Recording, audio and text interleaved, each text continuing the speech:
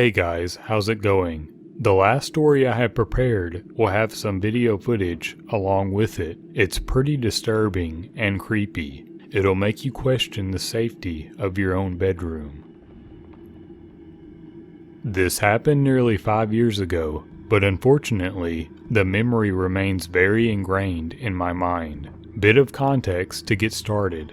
I live in a medium-sized city that in 2011 was badly affected by a strong earthquake. Around 200 were killed, and a large portion of the city's older buildings were either outright destroyed or deemed uninhabitable. One such building was the affectionately coined Mental Rehabilitation Center, Sunnyside. Naturally, having a significant number of mentally ill patients without a roof over their head only furthered the city's problems at this stage, and short-term solutions were desperately in need. From my understandings, hospitals with the necessary facilities took the bulk of the load, while other temporary hospices and homestays were forced to become somewhat more of a permanent fixture, even if they lacked the security that previously would have been a necessity to house these patients. I would later come to learn that one of these temporary hospices was less than a block from my house. My house, along with the majority of the houses on my street, back on to a small creek which runs through our suburb. It is relatively common for neighbors to wade down the creek to visit those who live a few houses along or on the other embankment, and virtually none of the properties have a back fence, which prevents access. So, it's about 4 weeks after the initial quake, and things are beginning to return to some sense of normality. We're still being forced to use a communal portaloo out on the road, but in general, we are on the mend. It was a Sunday night, and I had gone to bed early because tomorrow was going to be my first day back at work in almost a month. At some point in the night, I later found out it was around 1:30 a.m., I began to stir as I realized the soft laughter I was hearing in my dreams was actually a physical, real-life laugh. It was very faint, childlike almost, a giggle. Setting up, I assumed my brother had left the television on in the lounge, so, dragging myself out of bed, I staggered down the hallway to switch it off. However, as I approached the living room, I soon realized that the laughter isn't increasing in volume, and upon reaching the room, I confirm that indeed there is no TV or radio producing any sound. Suddenly, feeling a bit foolish, I make my way back towards my room, where I hear no further giggling, passing it off as my sleep-deprived brain playing tricks on me. I get back into bed and soon fall asleep. An hour later, I was again stirred awake, this time by the soft plucking of my steel-string guitar, which I kept in my office at the other end of the hall. No discernible melody, just random touches. Feeling very frustrated at this point for being woken twice in one night, I immediately fling myself out of bed, determined to find the source of these irritating noises.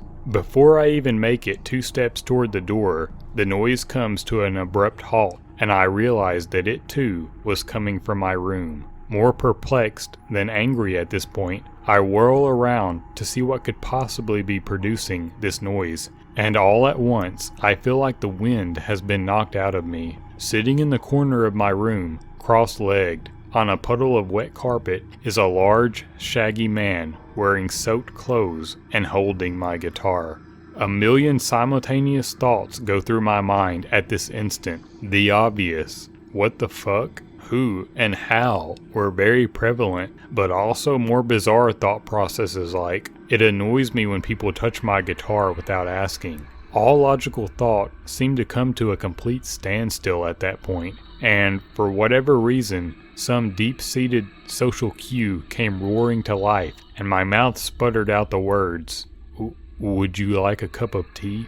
Because obviously, the first thing you do when someone comes to your house is offer them a cup of tea, right? The man seems pleased with this interaction. He perks up and nods brightly. Finally, the rational part of my brain awakens from its coma, and I turn and sprint from the room, slamming it shut behind me. I scream for my brother to call the police while holding onto the door handle with all my might, dreading the desperate struggle that was sure to happen. There's a man in my fucking room. He comes running, and once seeing the look of terror on my face, does not waste time in making the call. While listening to him give the operator our address and pleading with them to hurry, I hear a soft knock, knock on the other side of the door. No sugar, please. The word bamboozled comes to mind when I think about this moment. I fully expected to reach down, pinch my arm, and awaken from the most vivid dream of my life. The police arrived not long after. There were many patrols to deter looters, and my brother led them to me and the end of the hall, my knuckles turning white on the doorknob. After mentally bracing myself, I let go of the handle and leaped backwards, letting the policemen do their thing. They rushed into the room, tasers drawn, shouting at this home invader to show himself. Their aggression was short-lived, however, and I was still close enough to see why. The man was simply sitting on the edge of my bed now, amusing himself by playing with one of my figurines. I think the officers were also taken aback by this, as they halted for a second before coming a little closer. To cut a rather long-winded story short, and to confirm what you probably have already deduced, yes, this man was a mental patient who had slipped out of his temporary hospice and waded along the river looking for houses to explore. Muddy footprints on my neighbors' decks confirmed that he had originally tried to enter their homes. I was simply the one foolish enough to leave his unlocked. The police took him away, and they later gave me a follow-up call to say that he had been put in a much more secure location, but that I should still be a lot more vigilant when it comes to securing my house. In hindsight, I believe this man was totally harmless. Ill, yes, obviously, but not malicious. There was ample opportunity when he could have harmed me, had this been his intent, but he did not do so. He simply took my unlocked door as an invitation to come in. I did not press charges, as I did not want to damage the life of an already damaged person. The incident left me pretty shaken up for quite some time, and I still struggle falling asleep sometimes, but for the most part, I have moved on. There is one thing that I have not been able to let go of, however. I believe this one detail has left a permanent scar on my psyche. As the police were leading the man from my house, he uttered a short giggle, the same one I had heard when I was awoken originally. Then he said, "The man couldn't find me under his bed." The following story is as accurate as it was on the police report. March 14th, 2008.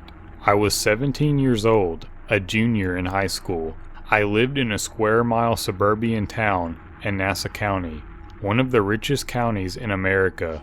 Life there was very quiet. The population is white and Catholic. Not much goes on. I had been struggling with depression and couldn't focus on my schoolwork. I had a paper and a whole bunch of homework I hadn't done the night before. So I woke up at 7 a.m. and made my way downstairs to my mom's room to ask if I could sleep in and catch up on some schoolwork and go to school late. She agreed. I woke up around 10 a.m. Later than I had anticipated. I walked downstairs, poured myself a bowl of cereal, and said good morning to my poodle. That's when I heard a knocking on the door. At first it was regular, calm knocking. I didn't think too much of it, but I didn't want to answer the door in my pajamas. I picked up the house phone and dialed my mom's phone number. She was at work. "Hey, Mom, are you expecting anybody at the house? Someone is knocking on the door." "No? Are you sure?" "Okay, I won't answer it." After I hung up the phone, the knocking continued. It increased and started becoming more rapid and frantic. I peeked through the curtain and saw a bluish pickup truck outside my property and a man standing at the door. He had a red hat on, denim jacket, jeans, and sneakers. No logos, no uniform. I didn't get a good read on his face. He kept knocking. At this point, it was riling up my dog, and he was barking on top of the knocking. I swear the knocking seemed to go on forever. I checked the locks on the doors to make sure they were secure. Then suddenly, it stopped. The sound of the side gate to my house. My pulse raced. Maybe it's the meter reader. I stood in panic in the living room. The next thing I heard was shuffling coming from the bathroom. Could it be my cat playing with the shower curtain? I had to check. I walked down the hall and peered around the corner to see inside my bathroom. I'll never forget what I saw. The window in the shower was pried open. In the middle of the bright and sterile bathroom was a dark mass pouring in through the window, one leg at a time. Oh fuck, do I run outside the front door? What if there's some more men outside to chase me down? Side door, too close to the bathroom. So I bolted up the stairs as carefully and silently as I could. I heard my dog barking constantly, not in a panic, but excitement, happiness. I closed my bedroom door behind me as quietly as possible. I didn't shut it all the way, as to not make any noise. Cell phone. I picked it up and wondered who would come quicker, 911 or my mom, who was at work less than a mile away. I dialed her number. In a whisper, Mom, there's someone in the house. Mom, there's a man in the house.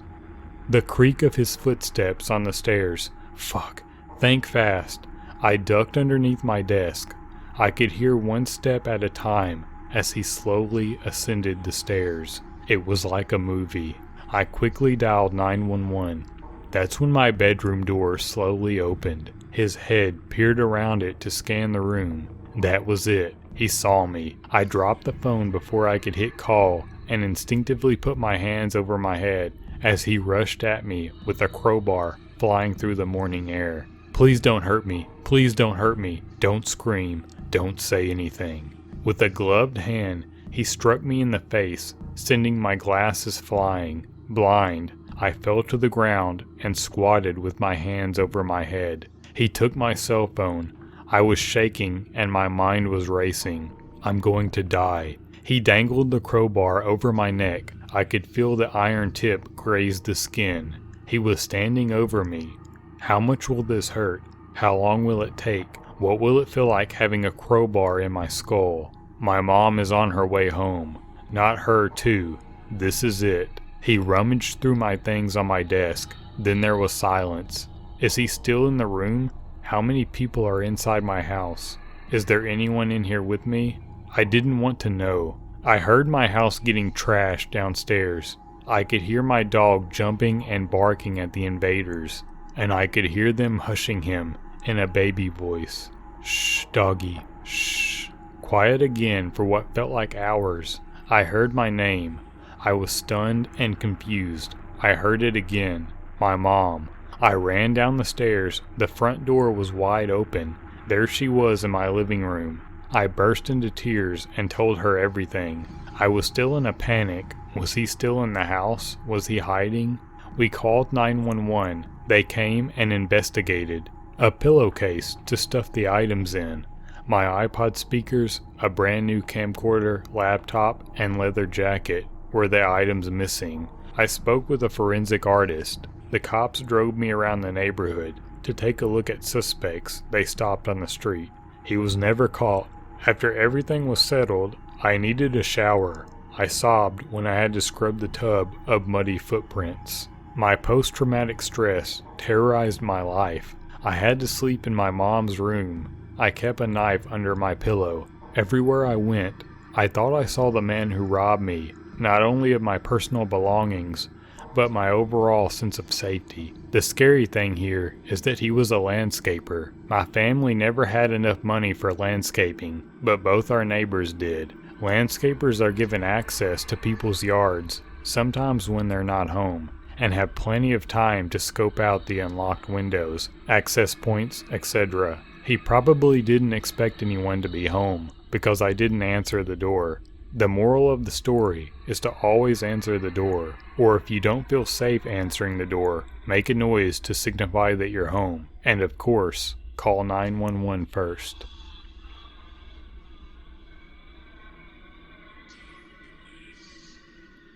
Last summer, I came home to visit my parents and siblings.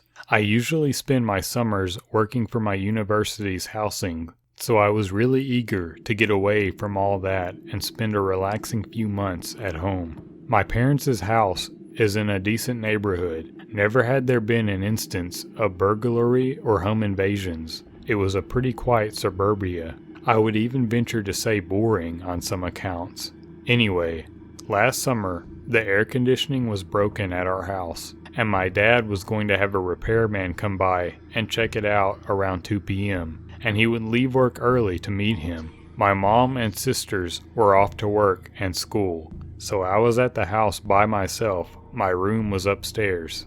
I took a nap and woke up to the sound of a door slamming at around 1:30. I didn't think anything of it because I thought it was my dad meeting the repairman a little early. I decided I'd go and join them to see what the damage was. I was eager to get the AC back because the summers in Texas are awful. When I got to the second floor landing, I noticed something was off right away. It was dead silent. I heard my dad's gun cabinet open, the place where he kept his most prized guns. I thought it was strange, but my dad did love to chat and show off his things. I honestly had no clue what was going on. And then my cell phone rang in the bathroom next to my room. I was keeping it in there to charge because the outlet in my room was broken. It was my dad. He was calling to tell me that the repairman was coming at 3 instead of 2. Now, I've read where people talk about going cold all over when they're afraid, but at that exact moment, I felt like I was about to throw up. I was so scared because whoever was downstairs was not my dad, and it apparently wasn't the repairman. I locked myself in the bathroom and told him what was going on. He promptly told me to call the police. I did. The operator stayed on the line with me and said the officers that would arrive had a safety word they would tell me to assure it was actually them. I sat in the dark bathroom for what seemed like ages, my heart racing. Finally, there was a soft knock on the door. The man said it was the police and gave me the safe word, and I quickly ran out to meet them, almost hyperventilating. And in a flash, all of the police officers were training their guns on me. I held my hands up, freaking out, but they ushered me away from the door quickly. I didn't have time to ask questions because the officers turned on the bathroom light. Standing in the bathtub was a man dressed in all black, clutching a knife. He was staring right at me. He was there the entire time.